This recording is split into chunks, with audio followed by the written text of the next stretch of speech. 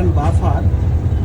এই স্টেশনের লোকো রিভার্সের জন্য ডেড অ্যান্ড বাফার বা সর্বশেষ প্রান্তে কোনো ধরনের সেফটি কোনো ব্যবস্থা নাই, যার ফলে খুব সাবধানে এখান থেকে লোকো রিভার্স করতে হয়।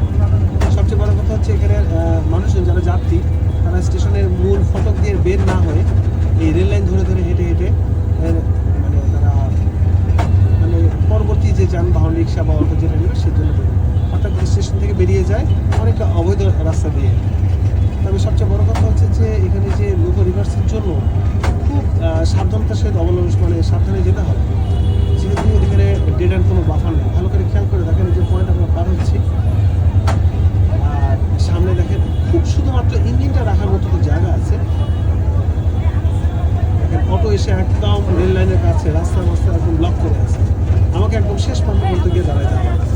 ধন্যবাদ, ভালো থাকবেন, আল্লাহ হাফেজ, আসসালামু আলাইকুম।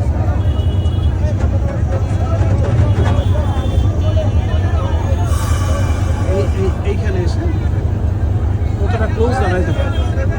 ধন্যবাদ।